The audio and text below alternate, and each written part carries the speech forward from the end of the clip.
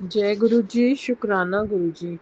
शंकर जी ने कहा, वत्स, अब अधिक कहने से क्या लाभ। तुम मेरी बात सुनो और अपना अभीष्ट वर मांग लो।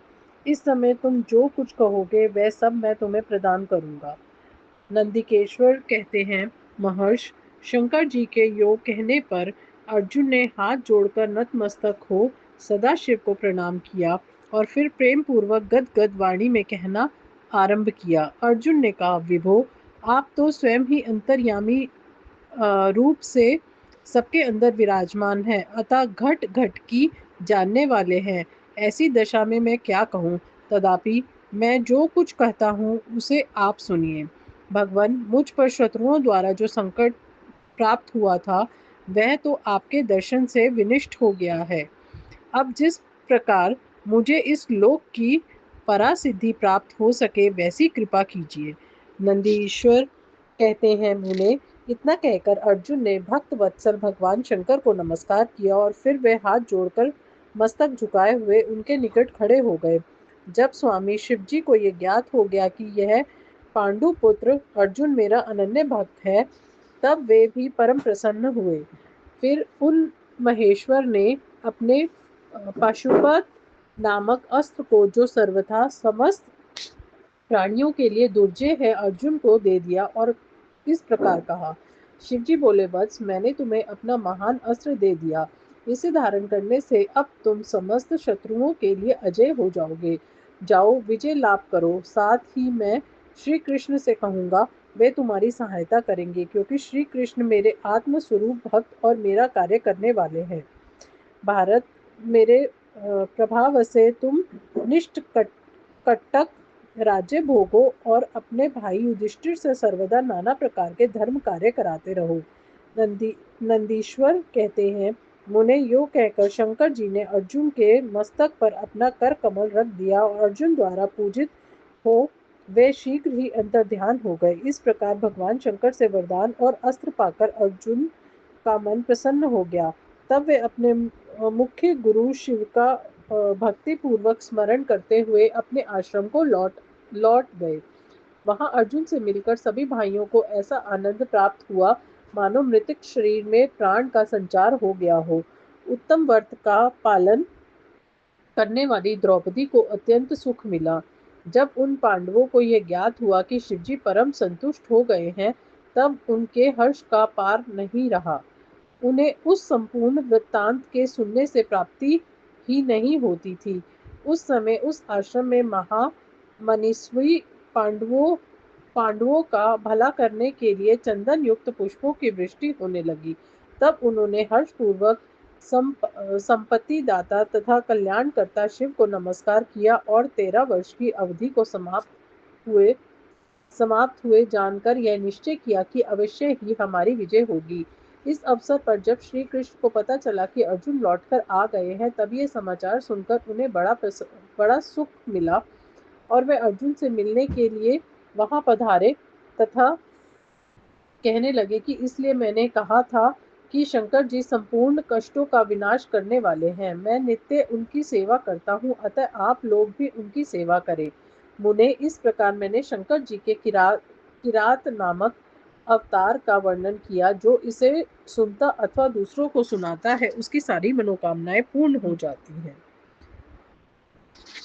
शिवजी के द्वादश ज्योतिर्लिंगों का ज्योतिर्लिंगवतारों का सविस्तृत वर्णन। नंदीश्वर कहते हैं, मुने, अब तुम सर्वव्यापी भगवान शंकर के 12 अन्य ज्योतिर्लिंग स्वरूपी अवतारों का वर्णन श्रवण करो, जो अनेक प्रकार के मंगल करने वाले हैं।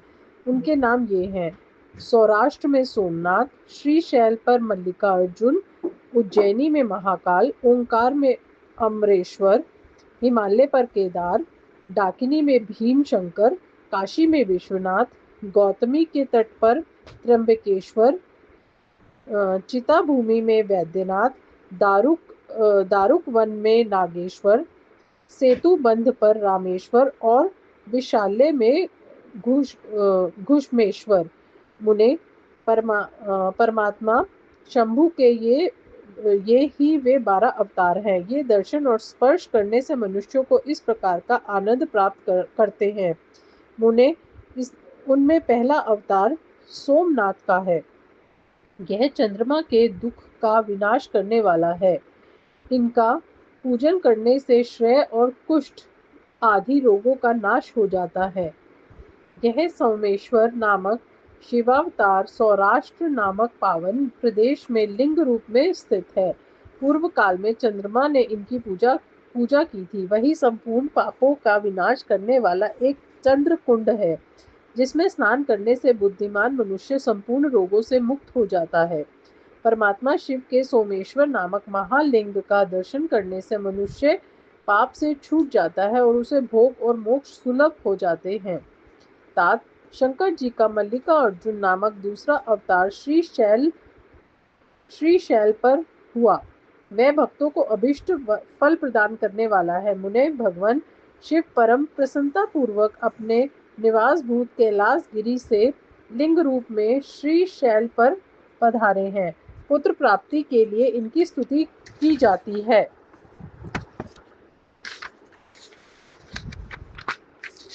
मुने, यह जो दूसरा ज्योतिर्लिंग है वह दर्शन और पूजन करने से महासुख कारक होता है और अंत में मुक्ति भी प्रदान कर देता है।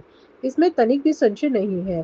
तात शंकर जी का महाकाल नामक तीसरा अवतार उज्जैनी नगरी में हुआ।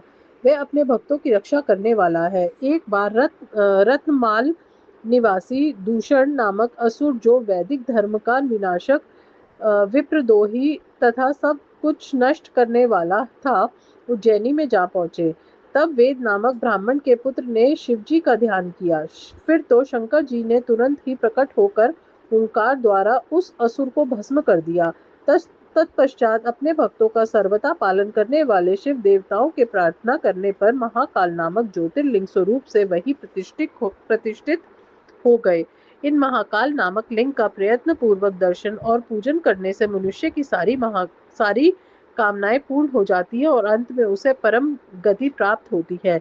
परम आत्म बल से संपन्न परमेश्वर शंभु ने भक्तों को अभीष्ट फल प्रदान करने वाला ओंकार नामक चौथा अवतार धारण किया। मुने, विंध्यागिरी ने भक्ति पूर्वक विधि विधान से शिवजी का पार्थिव लिंग स्थापित किया। उसी लिंग से विंध्य का मनोरथ पूर्ण करने वाला महादेव प्रकट हुए। तब देवताओं के प्रार्थना करने पर भुक्ति मुक्ति के प्रदाता भक्त वत्सल लिंग रूपी शंकर वहां दो रूपों में विभय हो गए। मुनीश्वर, उसमें एक भाग ओंकार में ओंकारेश्वर नामक उत्तम लिंग के रूप में प्रतिष्ठित हुआ और दूसरा पार्थिव लिंग परमेश्वर नाम से प्रसिद्ध हुए।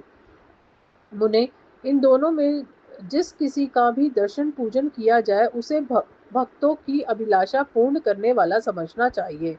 महामुने, इस प्रकार मैंने तुम्हें इन दोनों महादिव्य ज्योतिर्लिंगों का वर्णन सुना दिया। परमात्मा शिव के पांचवें अवतार नाम है केदारेश्वर। वह केदार में ज्योतिर्लिंग स्वरूप से स्थित है। मुने, वहां श्री हरि के जो नर नारायण नामक अवतार हैं, उनके प्रार्थना करने पर शिवजी हिमगिरी के केदार शिखर पर स्थित हो गए। वे दोनों इस केदारेश्वर लिंग की नित्य पूजा करते हैं। वहां शंभु दर्शन और पूजन करने वाले भक्तों को अभिष्ट प्रदान करते हैं। तात सर्वेश्वर होते हुए भी शिव इस खंड के विशेष रूप से स्वामी हैं। शिवजी का यह अवतार संपूर्ण अभिष्टों को प्रदान करने वाला है। महाप्रभु शंभु के छठे अवतार का नाम भीम शंकर है। इस अवतार में उन्होंने बड़ी बड़ी लीलाएं की हैं और भीमासुर का विनाश किया है। काम रूप देश में अधिपति राजा सुदीषण शिवजी के भक्त थे। भीमासुर उन्हें पीड़ित कर रहा था।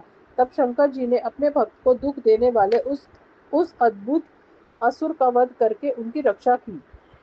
फिर राजा सुदीषणा के प्रार्थना करने पर स्वयं शंकर जी डाकिनी में भीम शंकर नामक ज्योतिर्लिंग रूप में स्थित हो गए।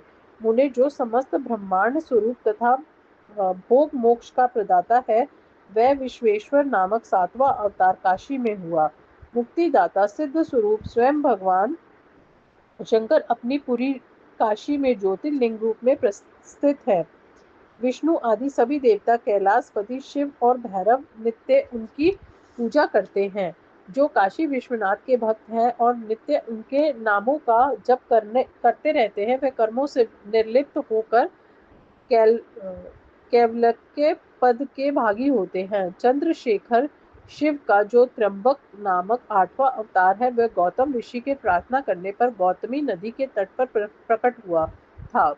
गौतम की प्रार्थना से उन मुनि को प्रसन्न करने के लिए शंकर जी प्रेम पूर्वक ज्योतिर्लिंग स्वरूप में वहां अचल होकर स्थित हो गए। अहो, उन महेश्वर का दर्शन और स्पर्श करने से सारी कामनाएं सिद्ध हो जाती हैं। तत्पश्चात मुक्ति भी मिल जाती है। शिव के अनुग्रह से शंकर प्रिया परम पावनी गंगा गौतम के स्नेहवश वहां गौतमी नाम से प्रवाहित हुई। उनमें नवा अवतार वैद्यनाथ नाम से प्रसिद्ध है। इस अवतार में बहुत सी विचित्र लीलाएं करने वाले भगवान शंकर रावण के लिए आविर्भूत हुए थे। उस समय रावण द्वारा अपने लाए जाने की कारण मानकर महेश्वर ज्योतिर्लिंग स्वरूप से चिता भूमि में प्रतिष्ठित हो गए। उस समय से वे त्रिलोकी में वैद्यनाथेश्वर नाम से विख्यात हुए। वे भक्ति पूर्वक दर्शन और पूजन करने वाले को भोग मोक्ष के प्रदाता है। उन्हें जो लोग इन वैद्यनाथेश्वर शिव के महात्म को पढ़ते अथवा सुनते हैं, उन्हें यह मुक्ति का भागी बना देता है। 10वां नागेश्वर अवतार कहलाता है। वह अपने भक्तों की रक्षा के लिए प्रादुर्भूत हुआ था। यह सदा दुष्टों को दंड देता रहता है। इस अवतार में शिवजी ने दारुक नामक राक्षस को, जो धर्मघाती था, मारकर वैश्यों के स्वामी अपने सुप्रिय नामक भक्त की रक्षा की थी। तत्पश्चात बहुत सी लीलाएं करने वाले वे परमात्वर प्रभु शंभु लोकों का उपकार करने के लिए अंबिका सहित ज्योतिर्लिंग स्वरूप से स्थित हो गए। मुने नागेश्वर नामक उस शिवलिंग का दर्शन तथा अर्चन करने से राशि महान पातक तुरंत विनष्ट हो जाते हैं। मुने शिवजी का 11वां अवतार रामेश्वर अवतार कहलाता है। वह श्री रामचंद्र का प्रिय करने वाला है। उसे श्री राम ने ही स्थापित किया था। जिन भक्त वत्सल शंकर ने परम प्रसन्न होकर श्री राम को प्रेम पूर्वक विजय का प्रदान दिया, वे ही लिंग रूप में आविर्भूत हुए। मुने तब श्री राम के अत्यंत प्रार्थना करने पर वे सेतु बंध पर ज्योतिर्लिंग रूप से स्थित हो गए। उस समय श्री राम ने उनकी भलीभांति सेवा पूजा की। रामेश्वर की अद्भुत महिमा की भूतल पर किसी से तुलना नहीं की जा सकती। वह सर्वदा मुक्ति की प्रदायिनी तथा भक्तों की कामना पूर्ण करने वाली है। जो मनुष्य सद्गति पूर्वक रामेश्वर लिंग को गंगा जल से स्नान कराएगा, वह जीवन मुक्त ही है। वह इस लोक में जो देवताओं के लिए भी दुर्लभ है, ऐसे संपूर्ण भोगों को भोगने के पश्चात परम ज्ञान को प्राप्त हो गया। फिर उसे कैवल्य मोक्ष मिल जाएगा। घुष्मेश्वर अवतार शंकर जी का 12वां अवतार है। वह नाना प्रकार की लीलाओं का कर्ता, भक्त वत्सल तथा घुष्मा को अवतार देने वाला है। मुने घुष्मा का प्रिय करने के लिए भगवान शंकर दक्षिण दिशा में स्थित देव शैल के निकटवर्ती एक सरोवर में प्रकट हुए। मुने घुष्मा के पुत्र को सुदेहर ने मार डाला था। उसे जीवित करने के लिए घुष्मा ने शिवजी की आराधना की। तब उनकी भक्ति से संतुष्ट होकर भक्त वत्सल शंभु ने उनके पुत्र को बचा लिया। तदंतर कामनाओं के पूरक शंभु घुष्मा की प्रार्थना से उस तड़ांक में ज्योतिर्लिंग रूप में स्थित हो गए। उस समय उनका नाम घुष्मेश्वर हुआ। जो मनुष्य उस शिवलिंग का भक्ति पूर्वक दर्शन तथा पूजन करता है, वह इस लोक में संपूर्ण सुखों को भोगकर अंत में मुक्ति लाभ करता है। सनत कुमार जी, इस प्रकार मैंने तुमसे इस 12 दिव्य ज्योतिर्लिंगों का वर्णन किया। यह सभी भोग और मोक्ष के प्रदाता है। जो मनुष्य ज्योतिर्लिंगों की इस कथा को पढ़ता अथवा सुनता है, वह संपूर्ण पापों से मुक्त हो जाता है तथा भोग मोक्ष को प्राप्त करता है। इस प्रकार मैंने इस रुद्र नाम की संहिता का वर्णन कर दिया। वह शिव के 100 अवतारों की उत्तम कीर्ति से संपन्न तथा संपूर्ण अभिष्ट फलों को देने वाली है। जो मनुष्य इसे नित्य समाहित चित्त से पढ़ता अथवा सुनता है, उनकी सारी लालसाएं पूर्ण हो जाती हैं और अंत में उसे निश्चय ही मुक्ति प्रदान मिल जाती है। शतरुद्र संहिता संपूर्ण। कोटि रुद्र संहिता द्वादश ज्योतिर्लिंगों तथा उनके उपलिंगों का वर्णन एवं उनके पूजन दर्शन पूजन की महिमा। योधते निजमायैव भुवनाकारं विकारो रोचते यस्याहु कटाक्ष विभवो स्वर्गापवर्गमितो प्रत्येक बोध सुखदायं हृदय सदा पश्यति यम योहिना स्तमे शैलसुति चित्तद्वात् वशुषे शाश्वने मस्तिष्क जसे।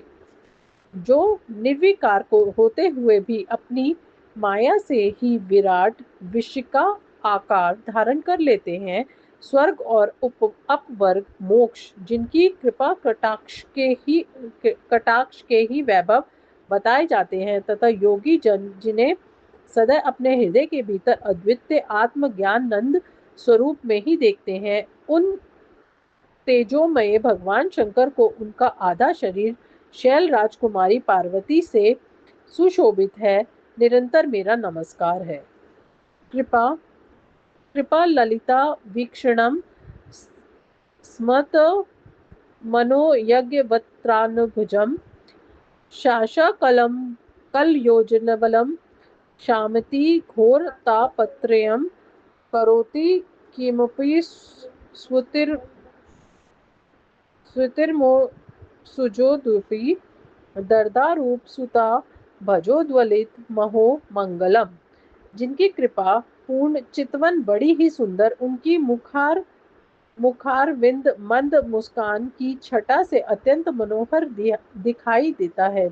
जो चंद्रमा की कला से परम उज्जवल है, जो आध्यात्मिक आदि तीनों तापों को शांत कर देने में समर्थ है, जिसका स्वरूप चित्त सचिमन्य एवं परमानंद से प्रकाशित होता है तथा जो गिरिराज नंदिनी पार्वती के भुज पाश से अवोष्टित है, वह शिव नामक कोई अनिर्वचनीय तेज पुंज सबका मंगल करे। ऋषि बोले, सूत जी, आपने संपूर्ण लोकों के हितकारी कामना से नाना प्रकार के आख्यानों से युक्त जो शिवावतार का महात्मा बताया है, वह बहुत ही उत्तम है।